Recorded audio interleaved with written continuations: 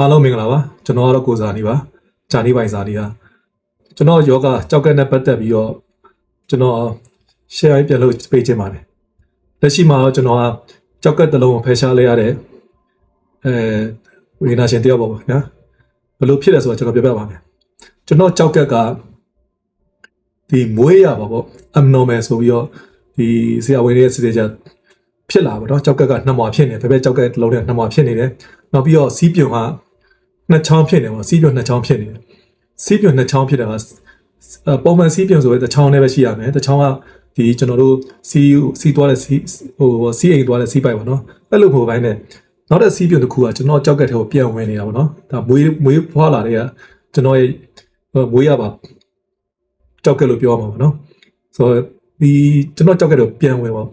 ဝင်နေတဲ့ခါကျနှစ်ပေါင်းများစွာကြာလာတဲ့ခါဒီအသက်ဒီရောက်လာချိန်မှာဘာဖြစ်လာဆိုတော့ကျွန်တော်ကြောက်ကက်ကြီးက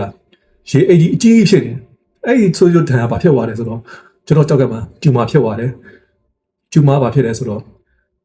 5 cm 6 cm အရွယ်စားချက်ဟိုနေဒီအကျိတ်ကြီးဖြစ်နေပါတော့နော်အဲ့ဒါဘယ်လိုသိရလဲဆိုတော့အဲ့အကျိတ်ကိုကျွန်တော်ဒီ bite data အောင်လာလို့အစာတွေစားလို့မရလို့ဒီကျွန်တော် series scan တွားရတယ်ပေါ့ရန်ကုန်မှာဂျိုင်းထဲမှာဒီရန်ကုန်ဆရာတွေရဲ့ဆရာဝန်ကြီးရဲ့ဆုံးဖြတ်ချက်အရဆိုရင်ဒီကြောက်ကက်တစ်လုံးဖယ်ရမယ်ဒါဒီကျိတ်ကတော့ကင်ဆာဖြစ်နေပြီပေါ့နော်ဆိုတော့ဟိုအမြန်ဆုံးခွဲစိတ်ပါပေါ့အမြန်ဆုံးဖယ်ရှားထုတ်ပါပေါ့နော်အဲ့လိုချင်ပေးအတွက်သူတို့ကတော့ရချင်းပေးတယ်ပေါ့နော်ဒါပေမဲ့ကျွန်တော်ကလည်းကင်ဆာဆိုရင်တော့မလွယ်ဘူးကျွန်တော်ဟိုဘာဖြစ်ဖြစ်ဟိုဘန်ကောက်မှာပဲလာကုလို့ပါဗျာဆိုတော့ရန်ကုန်မှာကုလည်းရပါတယ်ဘန်ကောက်ရွေးချယ်တော့ကျွန်တော်ရဲ့ personal ရွေးချယ်မှုရပါတော့ကျွန်တော်ရဲ့စိတ်ခံစားမှုရပါရန်ကုန်ဆရာဝန်တွေလည်းရန်တော့ပါတယ်သူတို့ကောင်းလို့ချက်တွေကိုမှန်မှန်ခင်ဗျဒီကပြောတဲ့အတိုင်းနဲ့မှန်ပါတယ်ဆိုတော့ကျွန်တော်ဘန်ကောက်ကိုလာပြီးတော့ကြောက်ကက်တလုံးလာဖဲတယ်ပေါ့ခင်ဗျာကျွန်တော်ဖြစ်တာဒီဇင်ဘာ10ရက်နေ့ဘန်ကောက်ရောက်လာတော့ဒီဇင်ဘာ24မှာရောက်လာတယ်ရောက်ပြီး24ဟုတ်တယ်24မိနစ်အစောရောက်လာတယ်ပေါ့ဘန်ကောက်ရောက်ကျွန်တော်ရဲ့ကံကောင်းကျွန်တော်ဒေါက်တာရဲ့ဒီပါရာမြန်မာလိုပဲအလွယ်တကူပြောပါမယ်ပါရာ9ပေါ့နော်ပါရာ9ဆေးရုံကြီးကအဓိကအကြောက်ရတူဆရာဝန်ကြီးကနေပြီးတော့ကျွန်တော်ရဲ့ CD scan ကိုမြန်မာပြည်ရတဲ့ CD scan ကိုကြည့်ပြီးတယ်သူချက်ချင်းပဲကျွန်တော်ဟိုအရေးတယူနဲ့ queue ဆိုင်ပြီးတယ်ဗျာ action ယူပြီးတယ်ပေါ့ဗျာသူ့ရဲ့စိတ်ချရတဲ့ဒီခွဲစိတ်ဆရာဝန်ကိုဖုန်းချက်ချင်းခေါ်ပြီးတော့ချက်ချင်းလွှဲလိုက်စစ်ပြီးတယ်ဟုတ်တယ်ဒါမှဖြစ်မနေခွဲရမှာအားချင်းခွဲမယ်ကင်ဆာဖြစ်နိုင်ခြင်းအများကြီးရှိတယ်ဒီအဲအကြောင်းမို့နောက်ပြီးတော့ဒီကြောက်ကက်တစ်လုံးကလည်းရေကြီးကပြည့်နေတော့ကျွန်တော်ကဟိုပေါ့ပုံမှန်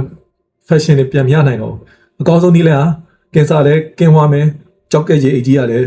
ဟိုပြန်ကောင်းနိုင်တဲ့အခြေအနေမရှိတော့ဆိုတော့ကျွန်တော်အဲ့ဒါကိုခွဲစိတ်မှဖြစ်တော့မယ်ဆိုပြီးသူတို့ချက်ချင်းပဲလှုပ်ဆောင်ပေးပါခင်ဗျအဲ့ဒါနဲ့ဟိုသူတို့အားကျင်မဲ့လိုရတဲ့စစ်ဆေးမှုတွေလုပ်ကြောက်ဒီနှလုံးတို့အဆုပ်တို့ဘာလို့အားဒီအကုန်လုံးဓာတ်မှန်ရိုက်ပေါ့လိုရတဲ့စစ်ပေါ့နော်ဒီအဆုပ်မှာကျွန်တော်တို့ဟိုနေပေါ့ယောဂပြန့်နေပြီလားပေါ့ဒီကံကောင်းကျွန်တော်အဆုပ်မှာလည်းအဆက်ပြောက်ပါတခုမှမရှိပါဘူးအဲ့ဒါနဲ့ကျွန်တော်ဟိုချက်ချင်းခွဲပေးပါခင်ဗျချက်ချင်းခွဲဆိုတာဟိုနေလိုရတဲ့အစားတောက်ကိုဖြတ်စေဝါတွေဟိုနေ24မှာပဲ24ညနေ4နာရီညနေ4နာရီမှာပဲအစားတောက်ဖြတ်ခံပြီးတော့25ရက်နေ့ခရစ်စမတ်မှာကျွန်တော်ကို8နာရီမှာခွဲမယ်ဆိုပြီးတော့လုပ်ပေးပါတယ်ခင်ဗျအဲ့ဒါကျွန်တော်24ရက်နေ့ချက်ချင်းပဲဆေးရုံပြန်တက်ရပါတယ်ဒီဘန်ကောက်မှာကျွန်တော်ပိုကေလောက်တာဟိုတယ်လည်းအားလုံးဆုံးရှုံးသွားတော့ဗျာဒါတော့တခဏထားလိုက်ပါတော့အဲ့25မိနစ်8နာရီမှာခွဲတယ်ပေါ့ဗျာခွဲတဲ့ခါကျတော့ဒီကျွန်တော်က8နိုင်မှာမေးစေးပေးခံရတယ်ကျွန်တော်ပြန်နိုးလာနာဘိုက်ကြီးကနာလို့နိုးလာရောကျွန်တော်သတိရလာပြီပေါ့နော်အဲ့ချိန်မှာကျွန်တော်ဟိုခွဲပြီးလားဆိုတော့ခွဲပြီးလိုက်ဆိုတော့အဲ့ဆိုကျွန်တော်ဟိုစိတ်ချသွားပြီပေါ့နော်ကျွန်တော်ပြန်နိုးလာပြီပေါ့တက်ရှိတယ်ပေါ့အဲ့နဲ့ဟိုနေမို့ဒီကျွန်တော်ဒီကြောက်ကက်ကြီးကတပေနီးပါတော့ဖြစ်နေတာဗျာရေကြီးအကြီးပဲအဲကျူမာလည်းဖြစ်နေတယ်အဲ့တော့သူတို့ကဟိုပေါ့ဗျာဒီအသားစားရေကုန်စစ်ဖို့အတွက်ခွဲဟိုအသားစားစစ်တဲ့ဆရာဝန်ကိုပို့ပေးလိုက်တော့ဗျာကျွန်တော်ကတော့ဒီကြောက်ကက်တစ်လုံးပဲရှိတော့တဲ့အတွက်အခက်ခဲပြောက်စေးရလဲကျွန်တော်ကသူတို့ကြောက်ကက်ထိမှလို့သက်ဟိုပေါ့ကြောက်ကက်မထိတဲ့အခက်ခဲပြောက်စေးပြီးတယ်ပထမဆုံးကျွန်တော်ပေးတာတော့မော်ဖင်းပေါ့ဗျာမော်ဖင်းဆိုတဲ့ဆေးဝါးတစ်မျိုးပေါ့ကျွန်တော်လည်းဟိုမော်ဖင်းကဘယ်လိုလဲဆိုတော့ကျွန်တော်ကဒီဆေးရုံခဏရောက်ပလက်ကြီးပေါ့ဗျာဘာမှမလုပ်နိုင်ဘူးဒါပေမဲ့သူတို့ပေးတဲ့မော်ဖင်းကနိုင်နှိပ်လို့ရခလို့တစ်ခုပေးထားဗျာကျိုးလေးနဲ့ပေါ့ဗျာ ကျွန်တော်နားတဲ့နှိမ့်လိုက်တက်တာသွားပြောနှိမ့်နေဖြစ်ကျွန်တော်ဗျာဟို2ရက်ကြောင်းနေမှာကျွန်တော်ကဟိုနားလေးနှိမ့်လိုက်ဆိုတော့မော်ဖင်းများသွားပါနှိမ့်များတော့ကျွန်တော်မျက်စိဟိုလေနေရောဘရားကြီးဟိုနေပေါ့ဟိုကနေဆိုလဲဟိုပတ်ချလဲဒီအရာဝတ္ထုဆိုတဲ့အပေါ်ပတ်ချလဲနေပေါ့အဲ့ဒါနဲ့ဆရာဝန်မျက်စိဆရာဝန်ကစသူလာစစ်ပေးပါတယ်နောက်ဆရာဝန်ကစဒါမော်ဖင်းကြောင့်ဖြစ်နိုင်တယ်ပေါ့နော်အဲ့ဒါနဲ့ကျွန်တော်မော်ဖင်းရက်လိုက်ပြီးတော့ပါစီတမို့အခြေပေါ့နော်သူတို့ကြိုက်ခဲပြောက်စေးရေးတခုပေးပါတယ်ဒါပေမဲ့ဘာဖြစ်ပြောဟိုခွဲရတာကြီးကအကြီးဆိုတော့ဟိုနာကျင်မှုတော့ရှိတာပေါ့ဗျာကျွန်တော်မှစီပိုက်ကြီးနဲ့ဒရိတွေကချိတ်ထားပိုးသက်စေးရတယ်အွန်ထားပေါ့ဗျာဒါပေမဲ့ဟိုအားလုံးစစ်နေပါတယ်ကျွန်တော်စိတ်ထဲမှာတော့ခွဲပြီးသွားဒါပေမဲ့နာကျင်တဲ့ဝေဒနာကိုခံစားရပါဗျာဆိုဒီခွဲတာတော့ဒီကျွန်တော်ရင်ကောင်းတက်နေပြီးမှဟိုချက်ထီပေါ့ဗျာချက်ထီကနေပြီးမှကျွန်တော်ဘယ်ချက်တခြားပြန်ခွဲတယ်အကြီးပေါ့ဗျာဟိုနေ့တော့ခွဲရတာတပေကြော်ရှိမှာဗျာသူကအဲပုံစံခွဲချရတာပေါ့ဘာလို့ဒီဓာကြီးကိုလှန်ပြီးမှ open surgery ဆိုတော့ဗျာလှန်ပြီးမှဒီကြောက်ကက်ကြီးကိုထုတ်ရတာဆိုတော့ဗျာကြောက်ကက်ကြီးကိုထုတ်ရတယ်ဘာကြောင့်ကင်ဆာဖြစ်နေကင်ဆာဆိုရင်ဟိုပြတ်မှာဆိုတော့ဗျာအဲကင်ဆာမပြတ်နိုင်တဲ့နေရာဒီအကုန်လုံးလှီးဖြတ်ထုတ်ရတော့ဗျာအားနဲ့ဟိုပေါ့ဗျာဆေးရုံမှာဖြတ်တန်းလာဗျာကျွန်တော်ဘယ်လောက်ထိဖြတ်တန်းလာဆိုတော့အခုတော့ဟိုတယ်ရောက်နေပါပြီဟိုပေါ့ဒီ12ရက်လောက်ကျွန်တော်12ရက်13ရက်လောက်ပေါ့ကျွန်တော်24မှာဆေးရုံတက်တယ်ကျွန်တော်ဟိုနေ9ရက်နေ့ဇန်နဝါရီမှာကျွန်တော်ဆေးရုံဆင်းတယ်ပေါ့ဗျာချိုးဖြီတယ်ပေါ့အားလုံးဆင်းပြပါတယ်ချိုးလည်းကောင်းပါတယ်ကျွန်တော်ဟိုနေပိုးဝင်လာတယ်ဟိုပြီးတဲ့တိုင်းဘာမှမရှိပါဘူးကျွန်တော်ရဲ့ဟိုနေပေါ့ဒီထွက်လာအသားစားအဖြစ်ကိုကျွန်တော်ပြောပြချင်ပါတယ်ဟိုအကုန်လုံးမှန်ပါတယ်မြန်မာပြည်ကဆရာဝန်စီစကန်ရိုက်တယ်မြန်မာပြည်ကဖတ်တဲ့ဆရာဝန်အကုန်မှန်ပါတယ်မြန်မာပြည်ကအကုန်ယူဆမှန်ပါတယ်ဟိုပေါ့ဒီဥစ္စာကင်ဆာဒါပေမဲ့မြန်မာပြည်ကဆရာဝန်ခွဲစစ်ဆက်ပြပါပြောတယ်ဆိုတော့ဟုတ်တယ်ဒါကင်ဆာဖြစ်နေတယ်ကင်ဆာအကြီးဖြစ်တယ်ဒီအကြီးကလည်းပြက်နေပေါ့နော်ကြောက်ကပြက်သွားပြီပေါ့နော်ဒီအကြီးကအကြီးဖြစ်နေပေါ့အဲဆိုအကောင်းဆုံးကတော့ဒီကြောက်ကတလုံးဖယ်ရှားလိုက်မယ်ညာဘက်တလုံးနဲ့ပုံမှန်လူလိုနေလို့ရတယ်ကြောက်ကတလုံးရှိရလူတွေလည်းအများကြီးပေါ့နော်မွေးရပါတော့လည်းကောင်းလှူလိုက်တော့လည်းကောင်းဒီဘက်ပေါ့ကြောက်ကနဲ့ပတ်သက်ပြီးတော့ဟိုတလုံးနဲ့ရှိလူတွေအများကြီးပါဒါပေမဲ့ပုံမှန်တက်ရှင်နေနိုင်သွားမယ်နော်အစားတော့ပဲကျူးဆိုင်ရမယ်ပေါ့ဗျာအဲ့ဒါလေးပဲဆရာဝန်ကပြောပါတယ်ဒီကဆရာဝန်တွေတဲမှာမြန်မာဝန်ဆရာဝန်ပြောတဲ့အတိုင်းပဲမှန်ပါတယ်ခင်ဗျအသားစားဖြေကိုကျွန်တော်ရှင်းပြကြတယ်အသားစားဖြေကဘာလဲဖြစ်လဲဆိုတော့ဟုတ်တယ်ဒီအကျိတ်ကြီးကတော့660မှာရှိတဲ့အကျိတ်ကြီးကတော့ကင်ဆာအကျိတ်ဒါပေမဲ့ကျွန်တော်အရန်ကန်ကောင်းတယ်ဗျရန်ကန်ကောင်းတယ်ဆိုတာကဒီကင်ဆာရဲ့ဆဲတွေကကျွန်တော်ရဲ့တွေးပြန်ကြောတွေလည်းမရောက်သေးဘူးlymph node လို့ခေါ်တဲ့နှစ်ခုရှိတဲ့ lymph node နှစ်ခုရှိနေရတယ်အဲ့ဒီပြန်အကျိတ်တွေလည်းမရောက်သေးဘူးပေါ့နော်သူကဟိုဘယ်လိုခေါ်မလဲဒီကြောက်ကကြီးကအကြီးနေတာပေါ့နော်ဟိုကြီးနေတာဘာကြောင့်ကြီးနေလဲဆိုတော့ဒီစီတွေပြန်ဝင်လို့ပြန်ကြီးနေတာပေါ့နော်အဲ့ဒါနဲ့ဟိုပေါ့အသားစားဖြေကကြောက်ကပတ်လေဟိုဘလုံးမကင်ဆာဆဲမရှိဘူးနောက်ပြီးတော့ဒီခွဲစိတ်ထားပြီးတော့ဖြတ်တောက်တဲ့နေရာတွေအစားကင်ဆာဆဲမတွေ့ဘူးကျွန်တော်ကင်ဆာဘယ်လိုဖြစ်လဲဆိုတော့ဟိုကျွန်တော်အင်္ဂလိပ်လိုမခေါ်တော့ဘူးဗျာထားလိုက်ပါတော့ဒီ RCC လို့ခေါ်တဲ့ကင်ဆာယောဂတစ်မျိုးပေါ့နော်ကြောက်ကကင်ဆာတစ်မျိုးယောဂတစ်မျိုးပေါ့နော်အဲ့ကောင်ကန်ကောင်းကြတော့ဗျာဒီလိုမျိုး60နဲ့ရှိတဲ့အလုံးကြီးရပါတော့ပုံမှန်တိုင်းဟိုပေါ့သူအပြင်မှာ share နေပေါ့နော် share ဆိုတော့ကျွန်တော်အခွင့်အရေးနေတယ်ပေါ့နော်အထက်မှာပဲကင်ဆာတွေဖြစ်နေတာပေါ့နော်အဲ့ကင်ဆာသူအထက်မှာပဲရှိနေတာအကျိတ်ထဲမှာရှိနေတာဟိုအပြင်ကလုံးဝမပြတ်သေးဘူးနော်အပြင်လုံးဝမပြတ်သေးဘူးဆိုတော့ဟိုဆရာဝန်ရဲ့အသားစားဖြေရတော့ဟိုပေါ့အကျိတ်ထဲမှာပဲကင်ဆာရှိတယ်တခြားနေရာလုံးဝမပြတ်သေးဘူးတွေးပြန်ကြောလည်းမရောက်သေးဘူးဟိုတခြားဒီ lymph node လို့ခေါ်တဲ့ဒီပြန်ရင်ကျိတ်နေအကျိတ်တွေလည်းမရောက်သေးဘူးပေါ့နော်ဟိုနေပေါ့ဆိုတော့ဒါဆိုရင်သူတို့ယူဆချက်ကနောက်ထပ်ကင်ဆာနဲ့ပတ်သက်ပြီးတော့ဟိ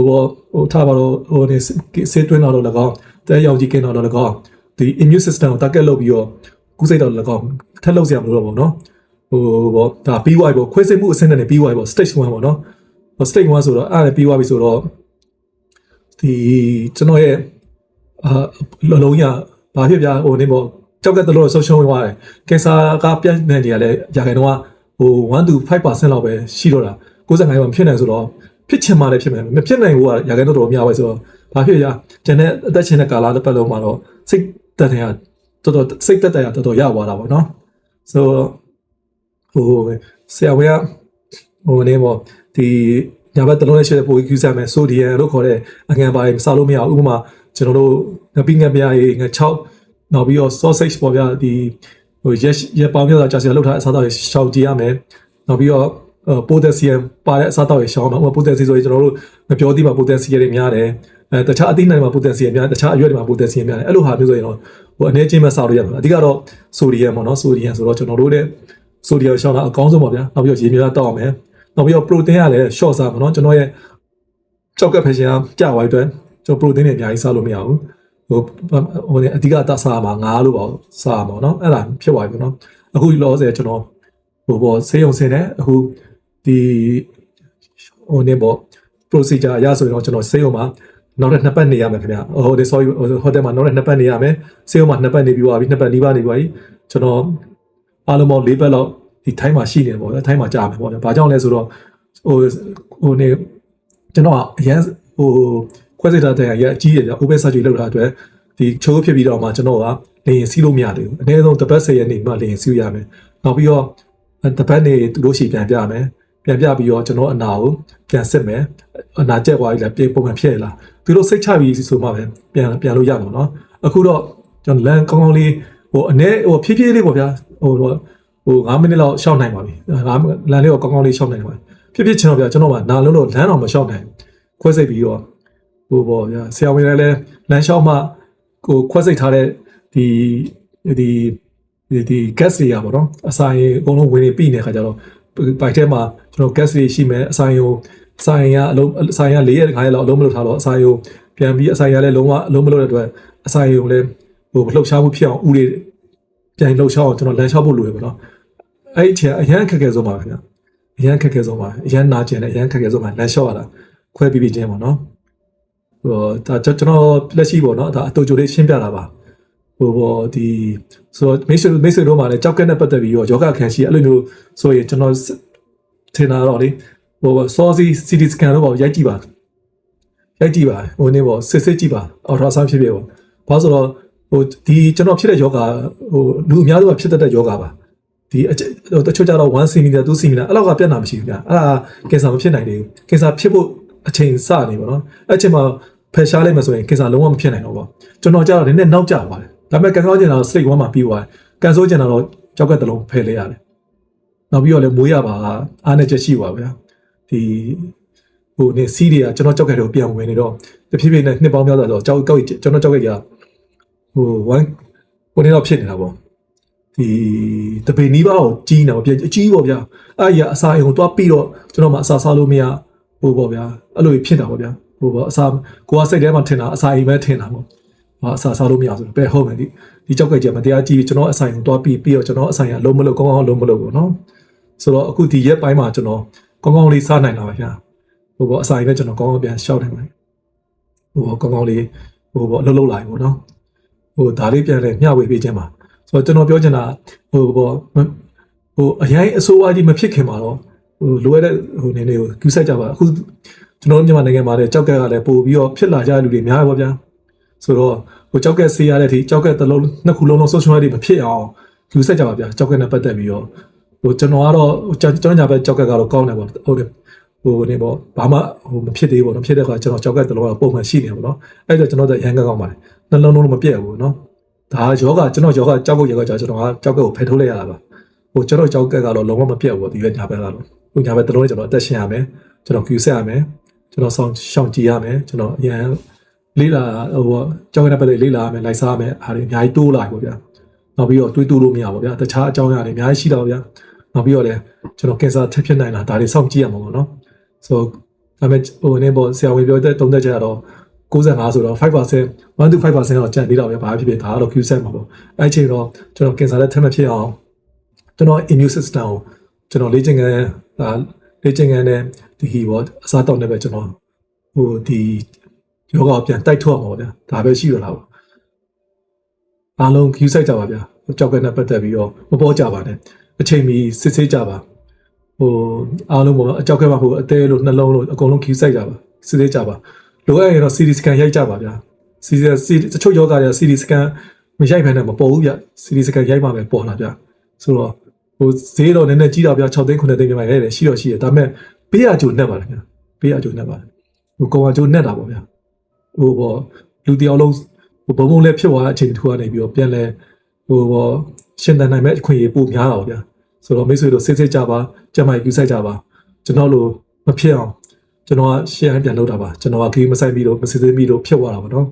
အချိန်နောက်ကျသွားပါဗျာကဲစား state 1အဆင့်မှာလည်းကျွန်တော်ကတော့ကံကောင်းထောင်းပေါက်စွာနဲ့ပြန်လဲရှင်းတန်းလာပြီပေါ့နော်ဆိုတော့အားလုံးကျေးဇူးတင်ပါတယ်ခင်ဗျာလိုရရှိတယ်ကျွန်တော်ရဲ့comment မှာဖြစ်ကျွန်တော်မေးလို့ရပါတယ်မေးဆိုလို့ share လုပ်ရပါတယ်ကျွန်တော်ကတော့ခီးသွားဟာတွေကိုကျွန်တော်ရက်ထားတဲ့အတွက်ကျွန်တော်ရဲ့ personal ယောဂကြောက်ကကြောင်းလေးပဲကျွန်တော်နောက်ပိုင်းမှာစက်တင်ပြနေဝင်ကြကျွန်တော်နောက်ထပ်ဘာဘယ်လိုဖြစ်လာတဲ့ဘာတွေစားသောက်ဆင်ညာဆိုတော့ကျွန်တော် share ပြန်လုပ်ပေးပါမယ်အားလုံးကျေးဇူးတင်ပါတယ်ခင်ဗျာနေ့သိမင်္ဂလာအားလုံးကျမ်းမာပျော်ရွှင်ကြပါစေနေ့သိမင်္ဂလာပါအားလုံးကျေးဇူးတင်ပါတယ်အခုလိုနားထောင်ပေးတဲ့အတွက်